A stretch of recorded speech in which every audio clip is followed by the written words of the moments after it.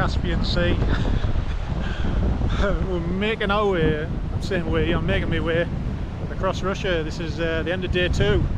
It's just a talking one again, which I know isn't great. I know people want to see Russia. Yesterday was just a mad border dash. It was really long day, and then today I set off from Vladikavkaz. I actually headed south into the Caucasus Mountains. I went back to a turn-off that we went past after the border crossing. There's a really nice road that goes through the Caucasus. The footage would have been incredible. I was really looking forward to it. Only I got there and there was a state police checkpoint, and I got there and they said you can't come through unless you got a Russian passport, which is fair enough. So I couldn't do it, so I had to turn around and go back. So one of the best bits about coming through Russia, I've had to give it a miss. So really disappointed about it. Yeah, but there's nothing I can do, there's nothing I can change. You've just got to make sure you're a guest in someone's country, so they tell you can't go somewhere. There's nothing I can do. I mean, they had rifles, so I did get stopped at there's a number of checkpoints dotted around, and the state police are out.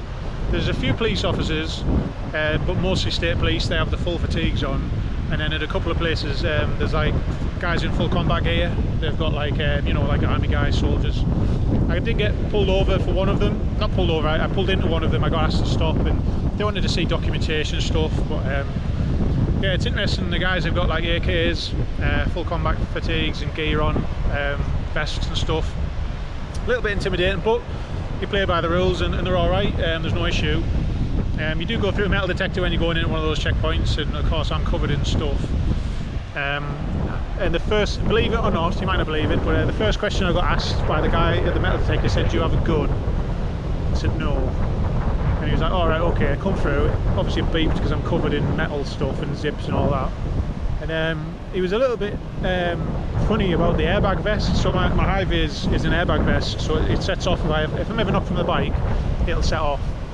And of course it has a canister in it, doesn't it? So he was beeping it with his metal detector, you know, and he opened it up and his eyes went a bit wide. But I explained, I said, look, it's an airbag, and it, you know, I don't speak any Russian, so it's all hand signals and facial expressions for the time being. Well, it will be for the rest of time, but no, it was really the riding today was dreadful. It was all motorway. My GPS signal's being scrambled, so I've got no navigation other than looking at Google Maps and then trying to memorise a load of junctions and stuff. And then it was mostly all motorway pretty much, and then the wagons, the emissions out here, there's no Euro 6 here, so it was all like really terrible emissions. You go past wagons that are billowing smoke out, they give you a right headache. It's really awful. Just had some food with Rob there, and it seems to be getting dark a lot earlier. I don't know, the sea's behind me there, and you can probably tell by the coloration on the camera. There's the moon out, the moon's out there. So that over there, that city down there is Makhachkala, or Makhachkala, depending on if you're Russian or not. And we got down there, and there's a load of paperwork that hotels and accommodation have to do for foreign people. So visitors that don't have Russian passports have to do, there's a load of extra checks that I don't think they want to do. They're not super keen. So when me and Rob set off 20 minutes before me, we weren't riding together today. He likes his solo stuff and so do I, so we just met at the hotel. Yeah, they didn't let him stay, and I got there 20 minutes later and he was at the kiosk. He said, yeah, we can't stay here, they've cancelled it, but they already took his money off ostravok.ru. There's no booking.com doesn't work here, so you got to use ostravok.ru, which is pretty good, to be honest. It's just like booking.com, it's the same thing.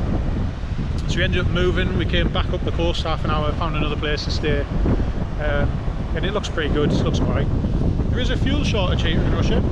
I don't know if anyone's heard about that. There is a fuel shortage, so getting 95 octane petrol can be a bit tricky. There's a lot of garages that have actually shut down. I don't know how good the audio is going to be. It's a bit windy, it's super windy today.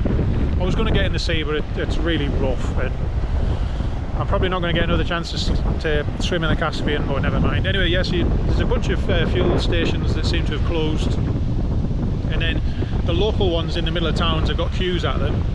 But the ones on the highway out of town that charge a little bit more, because there's a high demand, they put a high price on, people aren't buying it, so you just go to one of them. You know, I think we paid £1.10 a litre, £1.15 a litre. I'm burping because we just had my dinner. I've eaten sturgeon as well just now, the fish, because that's the biggest predator in the Caspian Sea, is sturgeon. There's no sharks or any big stuff like that, it's just sturgeon. So it was alright, it was quite nice actually. But it came with like this sweet soy sauce, I don't know. Food's really cheap. I mean, I've just had 2 cups of tea, another pear lemonade, which is unbelievable. That stuff's everywhere and it's absolutely delicious.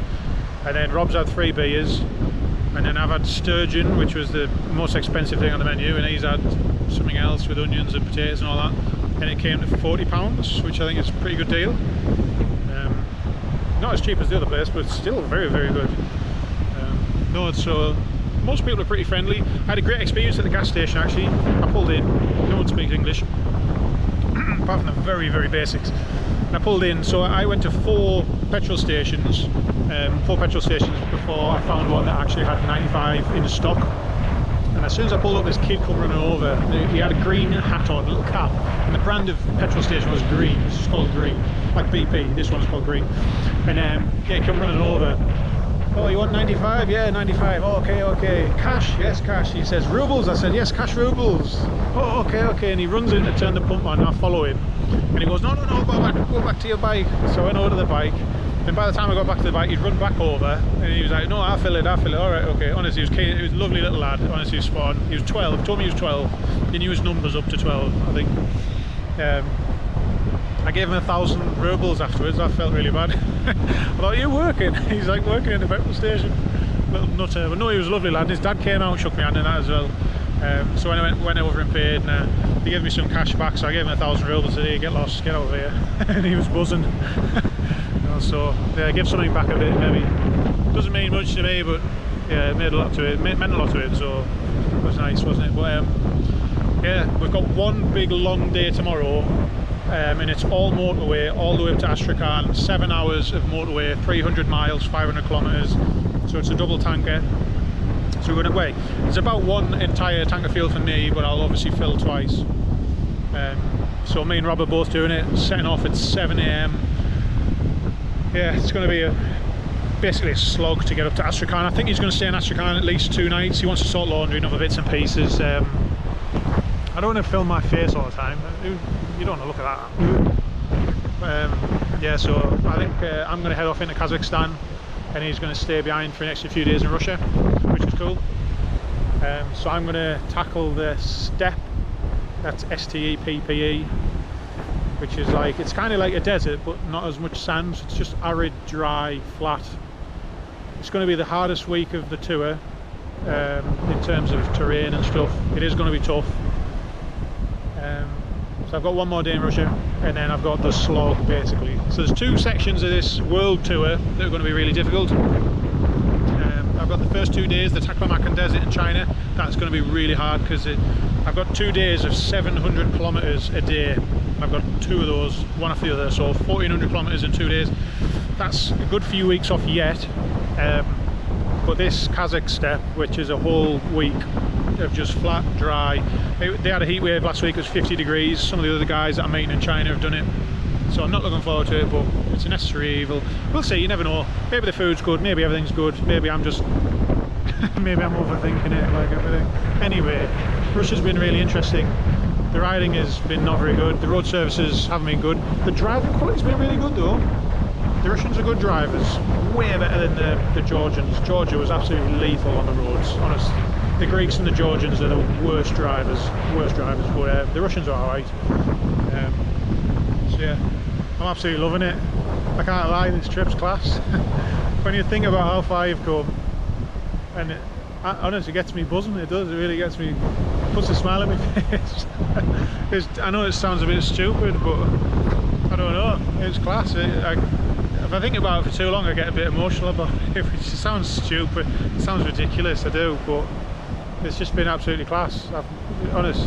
I don't know. Now I'm babbling. So there we go. Anyway, fucking shut up, Oliver, and put the camera away before I start crying like an idiot. I'm going to bed.